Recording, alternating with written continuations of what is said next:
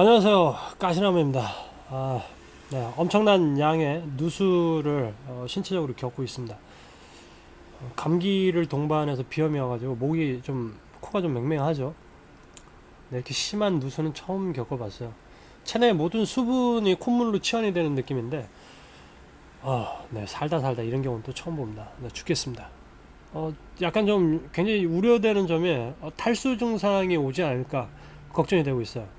자, 여러분들은 감기 조심하시고요. 오늘 영상은 새로 신설된 Q&A 코너, 물으니까 알려주마 라는 코너의 첫 번째 질문에 대한 답을 영상으로 제작을 해봤습니다. 자, 모니터 띄워서 일단 보여드리죠. 자, 제가 오늘 답변을 준비하기 위해서 사용했던 사이트예요. 스팀 엔진이라는 사이트고요. 오음의 법칙.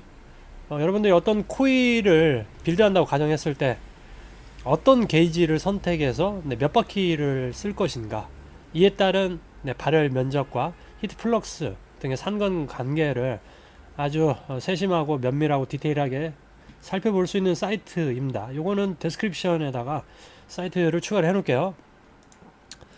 자, 오늘 질문 보죠.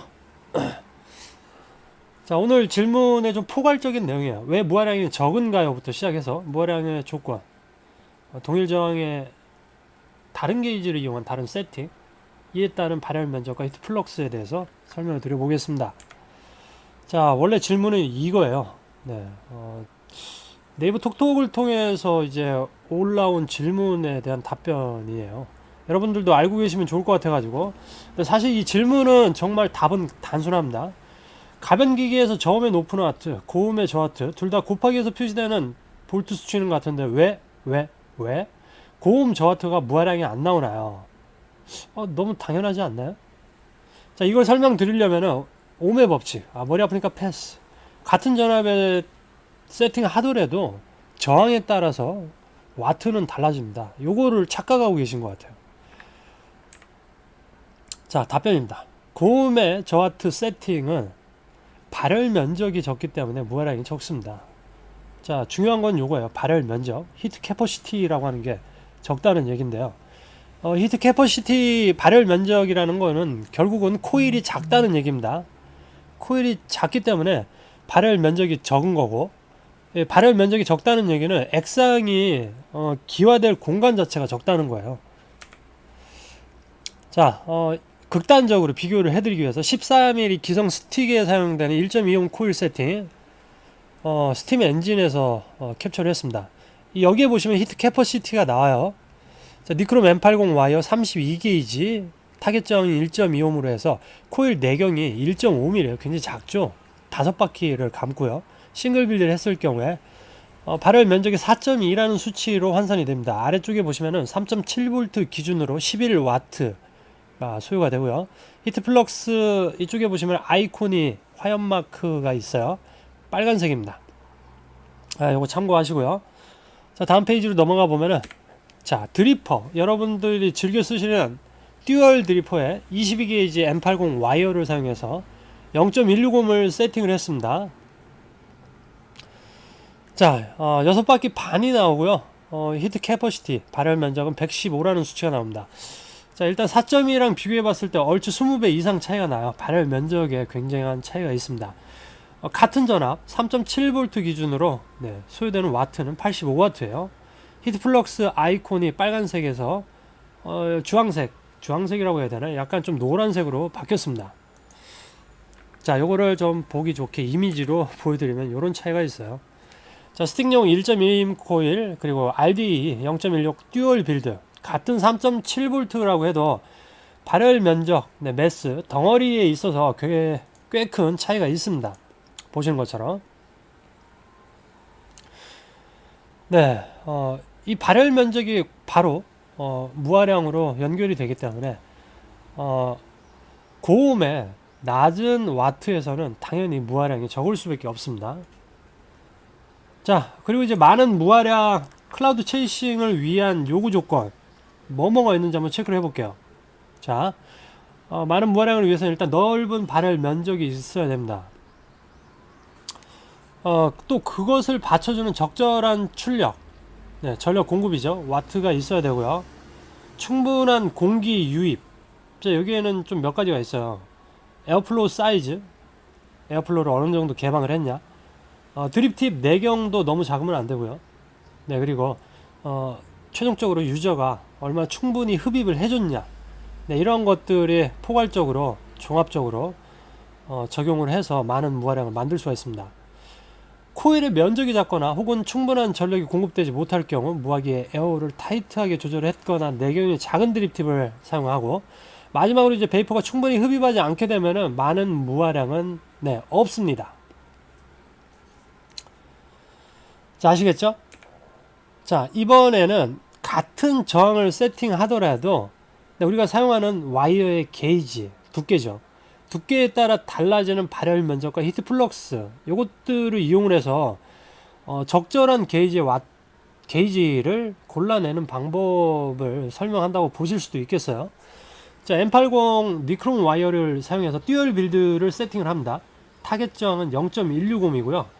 코일의 내경은 3mm에 전압은 3.7V 기준으로 계산을 해봤어요.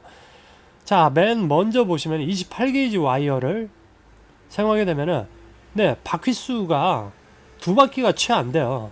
이러면은 당연히 여러분들이 유추하시겠지만 발열 면적이 극단적으로 적어지기 때문에 어떤 현상이 발생하느냐. 네, 아주 짧은 파이어에도 탄맛을 유발할 수가 있습니다. 자, 히트 플럭스 셀이 보면은 굉장히 빨간색으로 칠해져 있잖아요. 네, 히트 플럭스 수치가 굉장히 높아요. 1780. 네, 엄청나게 높습니다. 자, 이 코일 세팅을 가지고 탄맛을 보지 않기 위해 네, 노 드라이 hit이라고 표시가 되는데요. 베이핑을 하기 위해서는 전압을 이렇게 세팅하셔야 돼요. 1.1V에 7.2W. 네, 이렇게 세팅을 하셔야 됩니다. 네, 그러므로 다시 말해서 28게이지 와이어는 단일 와이어 빌드 듀얼로 했을 경우에는 네, 0.160 세팅에는 가당치가 않다. 네, 이런 조합은 네, 꿈도 꾸지 마시라, 이런 얘기예요. 자, 그러면은 26게이지 건너뛰고 24게이지로 내려가 보겠습니다. 바퀴수가 4.1바퀴가 나오네요. 26게이지는 당연히 더 적겠죠. 그래서 26게이지도 제외했습니다. 자, 24게이지 4.1바퀴, 약간 좀 적은 바퀴예요. 네, 약간 좀 적어 보여요. 네, 발열 면적 45.7이고요. 히트 플럭스 역시 빨간색입니다. 440이라는 꽤 높은 수치를 가지고 있고요. 네, 여기서도 드라이 hit을 보지 않기 위해서는 꽤 낮은 전압으로 베이핑을 해야 되는데, 아시겠지만은 리튬이온 배터리는 네, 2.4V대로 되면 거의 배터리가 마시간 상태입니다. 네, 가변을 쓰신다면 이제 35W 정도를 세팅해서 쓰셔야 돼요. 네, 적절하지 못한 예라고 볼 수가 있습니다. 자, 그래서 22게이지 제가 추천하는 세팅인데요. 랩 카운트가 6바퀴 반이 나오고요. 네, 그리고 히트 플럭스 수치는 115 정도가 나옵니다. 히트 캐퍼시티, 발열 면적이 115, 히트 플럭스는 220, 그리고 네, 3.7V 기준으로 이 4개 다 모두 85W 기준입니다. 네, 오른쪽에 보시면은 노드라이 hit이라고 표시되는 부분에 보면 3.2V에 66W 세팅이 추천이 되고 있습니다. 근데 이 220의 히트 플럭스 면적에서 네, 배터리 완충 시에 85W로 방전을 해도 꽤 괜찮은 세팅이에요. 그래서 요거를 추천을 드립니다. 자, 우리가 이제 스팀 엔진에서 히트 플럭스 수치를 조절하면은 색깔이 아이콘에 화염마크 아이콘이 색깔이 변하는 걸 볼 수가 있는데요. 파란색, 녹색, 주황색, 빨간색 순입니다. 빨간색으로 갈수록 핫 베이핑이 되고요. 탄맛을 보기가 쉽다는 얘기고, 파란색으로 갈수록 쿨 베이핑 혹은 적절치 못하게 전력 공급이 안 된다는 얘기입니다. 자, 20게이지 한번 볼게요. 자, 여기서 이제 극단적으로 20게이지를 쓰게 되면은 네, 10바퀴에 굉장히 많은 바퀴수죠. 코일의 면적이 굉장히 넓어져요. 발열 면적은 넓어지지만은 네, 셀 색깔이 파란색으로 표시가 되는데 110W의 출력이 필요하게 돼요. 네. 이렇게 되면은 한 발 맥 기준에서 네, 코일을 달구는데 램프업이 너무 느려지게 되고, 네, 퍼포먼스적으로 굉장히 만족하지 못하는 베이핑을 할 공상이 굉장히 크죠. 그래서 이런 세팅은 가변, 두발 가변에서 110W 이상을 세팅하고 쓰셔야지 만족할 만한 베이핑을 할 수가 있습니다. 그래서 만약 20게이지를 세팅한다고 치면은 사실은 적절한 저항 때는 0.160보다 약간 더 낮은 저항을 세팅해서 바퀴 수를 좀 줄여야 돼요. 6바퀴, 7바퀴 정도대로 떨어뜨려야 되는데 여러분들이 정말 부담을 가지고 있는 굉장히 낮은 저항 0.1옴 세팅이 되게 됩니다. 네, 그래서 그거는 제외를 했어요. 자, 이렇게 이제 스팀 엔진을 통해서 네, 같은 저항을 세팅하더라도 서로 다른 와이어를 어떤 와이어가 적절한지 네, 저는 이제 라이브에서도 말씀을 드렸는데 제가 추천하는 적절한 바퀴 수는 사실 최소 5바퀴에서 최대 8바퀴 사이입니다. 저는 이제 6바퀴랑 7바퀴를 굉장히 선호하는 편이에요. 자, 이렇게 해서 오늘은 무아량과 관련된 이와 유사한 몇 가지 문제들에 대한 것들에 대해서 설명을 드려봤습니다. 약간 조금 머리가 아프실 수도 있어요. 네, 옴의 법칙이라는 것도 좀 머리 아프고, 네, 히트 플럭스 굉장히 생소하죠. 네, 하지만 뭐 알아두셔가지고 나쁠 건 없을 것 같아요. 다음 영상에서 또 뵙겠습니다. 다음 영상은 배터리에 관련된 얘기입니다. 역시 같은 분이 질문을 주셨는데 영상을 2개로 나눠야 될 것 같아서요. 자, 여기까지만 하도록 할게요. 안녕히 계십시오. 바이바이.